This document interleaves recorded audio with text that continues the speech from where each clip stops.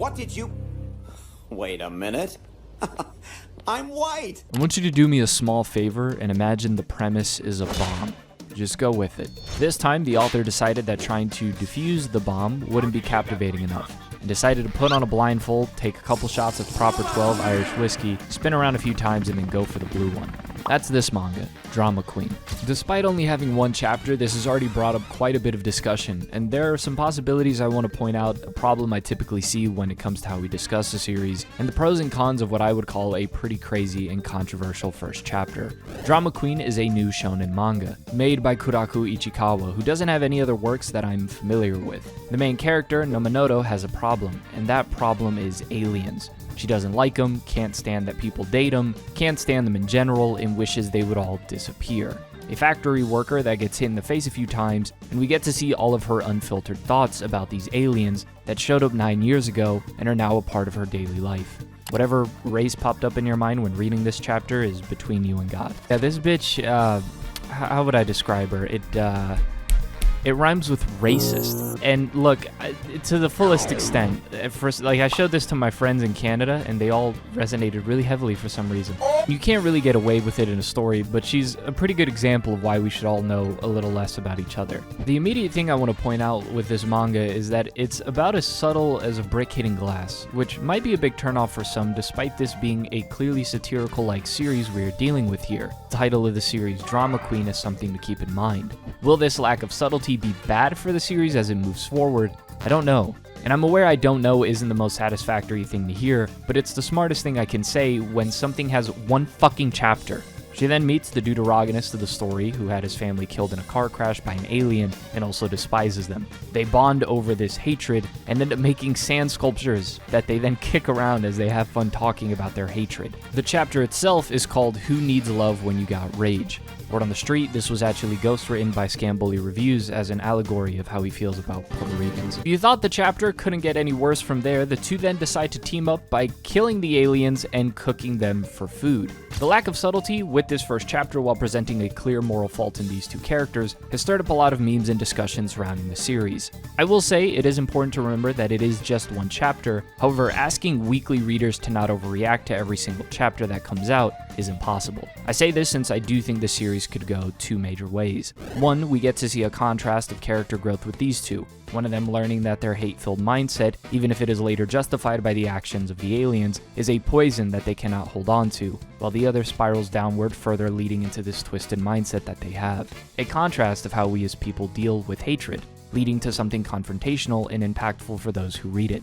Other manga that I have read with a dislikable and flawed main character have been some of the best main characters since they are brutally honest in the ways that are uncomfortable, leading to some fantastic redemption stories or painful tragedies serving as a beware. So this isn't a new concept for me at all, that the main character isn't a beam of sunshine. I also think that even though the lack of subtlety has been a major talking point about this, I do believe that is intentional so that the manga is very clear this is not a good, like, they are no good moral graces. These are pieces of shit and they should be seen as such. So that's one major way I could see this going. Or it could turn out to be an awful edge fest that is fun to read for how absurdly bad it is. Maybe with some characters that are actually worth mentioning, but then the plot ends up falling apart and being a huge mess.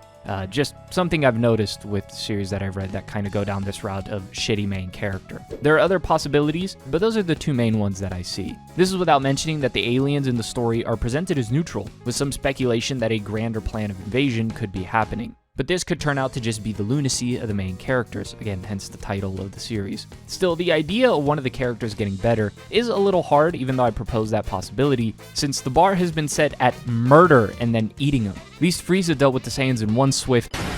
I doubt the series will get less violent from here. The deuteragonist is made somewhat sympathetic by stating he lost his family, but the chick is given no other qualities than rotten. Not saying that down the line that won't change, but this doesn't feel like a revenge story of some sorts, that it feels like it needed to justify the reason why the main character is the way that she is. It feels more like Uncle Ruckus was the editor for this one. It's for sure satirical, that some like myself see its offensive aspect as a potential vehicle for something more, while I'm sure many others simply like it because it's that's offensive. If the goal was to create a first chapter that grabbed the attention of readers and gained publicity, it for sure succeeded, since I would argue it's better for a story to be controversial, opening a book for discussion, than to be boring and something we are all indifferent towards since we've seen it a million times. Especially in today's Shonen Jump, where it seems the magazine has no patience to let a series grow, and the need to make an immediate impact almost seems mandatory. Kagurabachi was a meme that exploded and caught the eye that way, and has grown into something that seems pretty beloved. Dandadan also had an absurd first chapter, and now this. A frequent issue is whenever an author depicts a form of evil that isn't just murder for murdering's sakes, people seem to accuse the author or act like the author is endorsing instead of depicting. This is very case by case, and we're going to have to wait and see what the author does with this, especially since he already had the characters not only express this flawed mentality, but act upon it in the worst way possible. But I have seen some pretty messed up characters worth exploring, and even though they don't serve as heroic inspiration, they serve as warning signs, where eventually they do serve as inspirations, showing the worst of the worst can change for the better, so can you, so can anybody. It's a dangerous game to play, as certain stories lean into messed up characters, and watching their character arc is sometimes some of the most impactful things ever, as I've said.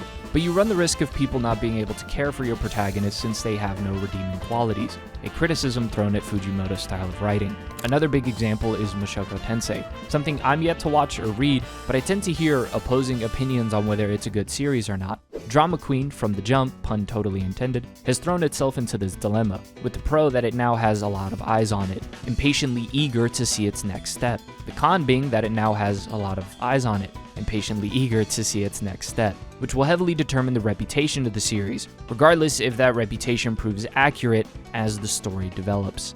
I believe an author shouldn't be limited in portraying things for the sake of story. Again, for the sake of the story, unlike those random bonus pages in Made in Abyss, don't look it up. As having it there for people to either gain some value from it or critique it as an example of what not to do serves a better purpose than saying it just shouldn't exist. I also firmly believe if you don't want to read it, you are in your complete right to do so. I know it's a lot of talk beyond just this series, but there isn't much I can say about this first chapter outside of it admittedly was interesting. It caught my attention while leaving me with a lot of questions I want to see answered. I prefer leaving the first chapter having a lot of questions instead of feeling like I'm having a bad case of deja vu.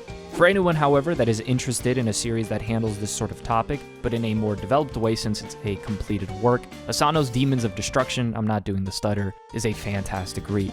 But yeah, as for Drama Queen, I'd be lying if I didn't say it was interesting. I hope that I've been fair in my assessment of this first chapter and the discussion surrounding it, but as always, let me know your thoughts down in the comment section below. This has been The Masked Man. Hope you all have a blessed rest of the day, and peace.